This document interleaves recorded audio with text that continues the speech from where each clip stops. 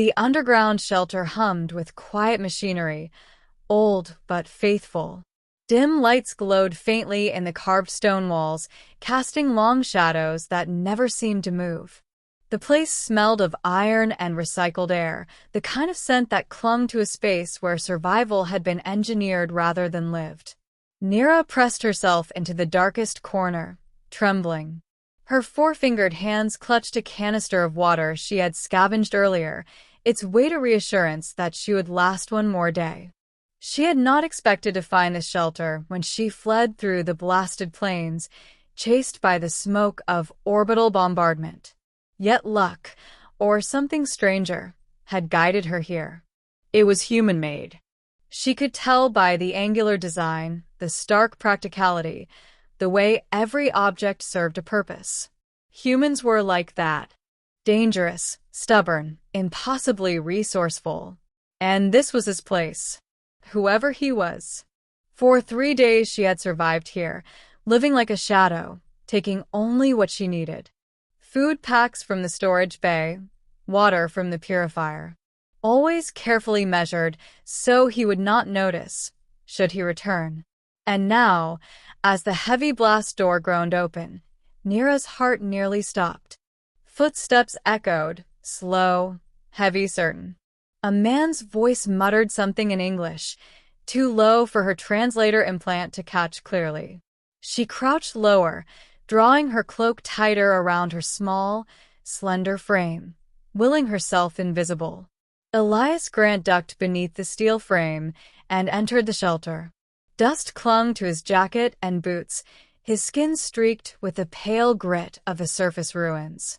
He tossed his pack down with a grunt and exhaled, savoring the recycled air. Still running, he muttered, tapping the purifier with a knuckle. Good girl. The shelter was exactly as he had left it, almost. Almost. His eyes narrowed. The food storage unit had shifted slightly. Not much, just a hair out of place. He went still. Elias Harper was no stranger to survival. During the collapse, when orbital bombardments had turned cities to glass, he had lived by noticing the smallest details. A bent twig. A footprint. A sound out of rhythm. He scanned the room. Quiet. Too quiet. Nira's lungs burned with the effort of holding her breath. She could see him now through the narrow slats of the storage rack. A human male, tall, broad-shouldered, with hair the color of rusted copper and eyes like storm clouds. His movements were efficient, deliberate, predatory. Her mind screamed at her to flee, but her body refused to move. If she ran, he would hear.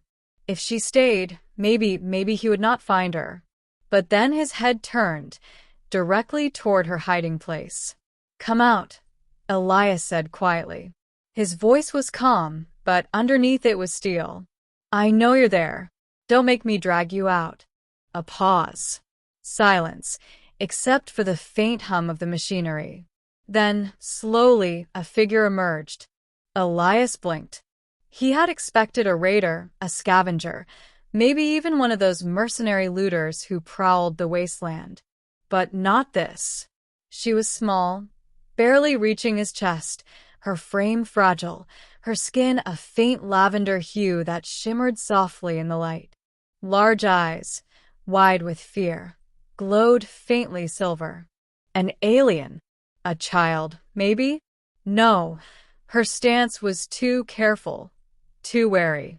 She was young, but not helpless. Elias instinctively reached for the knife at his belt. You've got 5 seconds to explain why you're in my shelter. She swallowed, her voice breaking through in halting English. Hiding. Bombs. Fire. No place safe. Found here. Elias's grip on the knife loosened slightly, though suspicion lingered in his eyes. He had heard of survivors from other worlds scattered after the war, but he hadn't expected to find one squatting in his bolt hole. You've been stealing my supplies, he said flatly. Her eyes flickered down, shame coloring her expression. Only a little. Enough to live. Something in her tone tugged at him. Elias exhaled slowly and slid the knife back into its sheath. He wasn't heartless, though the wasteland had tried to carve the softness out of him more times than he could count. "What's your name?" he asked finally. "Nira." "Well, Nira," Elias said, rubbing a hand over his jaw. "You're in my house. My rules. You understand." She nodded quickly, relief flooding her features. "Fine," he muttered. "You can stay. For now. But touch my emergency rations again, and I'll toss you out myself. Clear?" "Yes," she whispered. The days passed in uneasy coexistence. Elias worked on maintaining the shelter, checking generators, reinforcing supports. Nira kept mostly to herself, watching silently, learning his routines. She moved with a quiet grace, her presence like a shadow at the edge of his vision. Yet gradually, he began to notice the ways she helped without asking. A loose tool placed back in its rack. A water line patched with careful fingers. Once, when he returned from a scavenging trip bleeding from a cut on his arm, she silently offered a bandage from her own small satchel. "You know how to heal?" he asked, surprised. Her voice was soft. "My people were healers." Something twisted in his chest. "Were." One night, the shelter shook with distant thunder, though Elias knew it wasn't thunder. The war might have ended, but the sky still burned with falling debris, old ships breaking apart in orbit. Nira curled up in her corner, trembling. "You're afraid of it," Elias observed. She flinched. "My city gone. When sky burns, I remember." For a long moment he studied her. Then, with a sigh, he set aside his tools and sat near her, not touching, but close enough that she could feel his presence. "You're not alone anymore," he said simply. Her wide silver eyes lifted to his.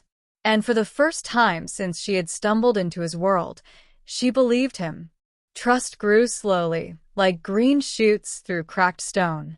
Nira began to speak more, telling fragments of her past, her people, her family lost in the first bombardment, her desperate flight through the wastelands. Elias, in turn, told her of Earth before the collapse, of blue skies and oceans she had never seen. A strange companionship formed between them. Two survivors, human and alien, bound not by blood or species, but by the simple, stubborn will to endure. The test came sooner than Elias expected. A group of raiders tracked him back to the shelter, drawn by the faint signal of the purifier. Harsh voices echoed in the tunnels, weapons clattering. Elias's hand closed on his rifle. "Stay hidden," he told Nira, but she shook her head fiercely. "No. I help." Before he could argue, she vanished into the shadows. When the raiders stormed the chamber, Elias fought like a man possessed, his rifle barking fire. But it was Nira who turned the tide, slipping unseen behind the attackers, using her healer's knowledge to strike pressure points with surgical precision. When the last raider fell, Elias stood panting, staring at her. "You could have been killed," he said harshly. Her silver eyes met his. "Better together than alone."